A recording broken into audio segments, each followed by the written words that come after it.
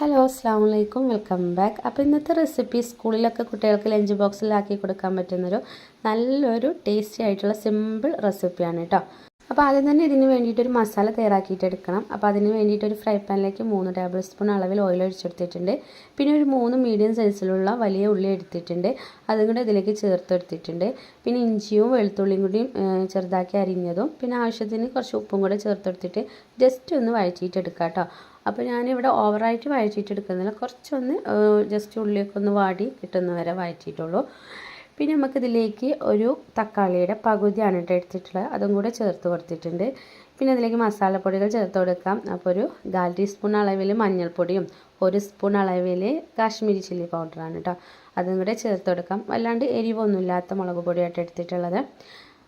ഇനി ഇത് നല്ലപോലെ ഒന്ന് നമുക്കൊന്ന് മിക്സാക്കി എടുത്തതിന് ശേഷം നമുക്കിതിലേക്ക് 2 കോഴിമുട്ട പൊട്ടിച്ചെടുക്കാം കേട്ടോ. അപ്പോൾ നമുക്ക് ചിക്കൻ വെച്ചിട്ടോ ബീഫ് വെച്ചിട്ടോ ഒക്കെ തയ്യാറാക്കിയിട്ട് എടുക്കാം കേട്ടോ. അത് അപ്പോൾ ഞാൻ കോഴിമുട്ട വെച്ചിട്ടാണ് ഇവിടെ തയ്യാറാക്കിയിട്ടുള്ളത്. അപ്പോൾ ഈ കോഴിമുട്ട ഇതിലൊന്ന് നല്ലപോലെ ഒന്ന് ചിക്കിയിട്ടെടുക്കണം കേട്ടോ.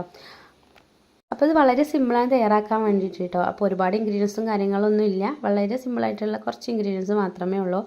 അപ്പോൾ ഇതാ മുട്ടയൊക്കെ നല്ലപോലെ ഇതിലിട്ട് ചിക്കി എടുത്തിട്ടുണ്ട്. ഇനി നമുക്ക് ലാസ്റ്റ് കുറച്ച് മല്ലിയിലയും കൂടി ചേർത്തെടുത്തിട്ട് നമുക്ക് ഫ്ലെയിം ഓഫ് ആക്കാം കേട്ടോ. അപ്പോൾ ഇതാ ഈ ഒരു മസാല നല്ലപോലെ ഒന്ന് ചൂടാറിയതിന് ശേഷം വേണം നമുക്ക് ഇത് കുബൂസ് വെച്ചിട്ടാണ് തയ്യാറാക്കിയിട്ട് എടുക്കുന്നത്. അപ്പോൾ ആ ഒരു കുബൂസിൽ ചേർത്ത് കൊടുത്തിട്ടൊന്ന് റോൾ ചെയ്തെടുക്കുന്നുള്ളൂ കേട്ടോ. അപ്പോൾ ഇത്ര സിമ്പിളായിട്ടുള്ളൊരു റെസിപ്പിയാണ് ഇത്, കുട്ടികൾക്കൊക്കെ ഒരുപാട് ഇഷ്ടമാവും ഇങ്ങനെ തയ്യാറാക്കി കൊടുത്താൽ. അപ്പോൾ ഞാനൊരു കുബൂസ് എടുത്തിട്ടുണ്ട്. അപ്പോൾ കുബൂസ് ഞാൻ കടയിൽ നിന്ന് വാങ്ങിച്ചിട്ടുള്ളതാണ് കേട്ടോ.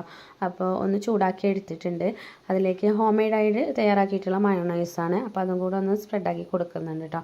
ഇനി ടൊമാറ്റോ സോസ് ഉണ്ടെങ്കിൽ ടൊമാറ്റോ സോസും കൂടെ ആഡ് ആക്കാൻ നല്ലതാണ് കേട്ടോ.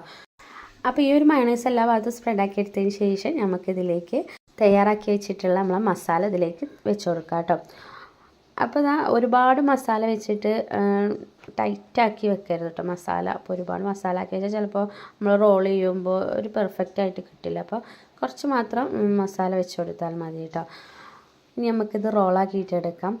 അപ്പോൾ ഇത്രയേ ഉള്ളൂ കേട്ടോ. അത് സിമ്പിൾ റെസിപ്പിയാണ്, കുട്ടികൾക്ക് ഒരുപാട് ഇഷ്ടം. കുറച്ച് മയോണൈസും ടൊമാറ്റോ സോസൊക്കെ വെച്ച് കൊടുത്താൽ എല്ലാവർക്കും കഴിക്കാം. കുട്ടികൾക്ക് മാത്രമല്ല നമുക്കും കഴിക്കാം. അപ്പോൾ ഈവനിങ് സ്നാക്കായിട്ട് കഴിക്കാം.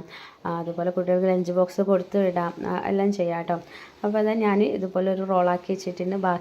ബാക്കിയുള്ളതൊക്കെ ഞാൻ ഇതുപോലെ ഒന്നും കൂടെ റോളാക്കി എടുത്തിട്ടുണ്ട് കേട്ടോ. അപ്പോൾ ഒന്ന് ഞാൻ ജസ്റ്റ് ഒന്ന് കട്ട് ചെയ്തിട്ട് ഒന്ന് മേലെ വെച്ചിട്ടുണ്ട് കേട്ടോ. അപ്പോൾ അത് ഇത്രയേ ഉള്ളൂ കേട്ടോ ഇന്നത്തെ റെസിപ്പി. കഴിക്കാൻ നല്ല ടേസ്റ്റാണ്.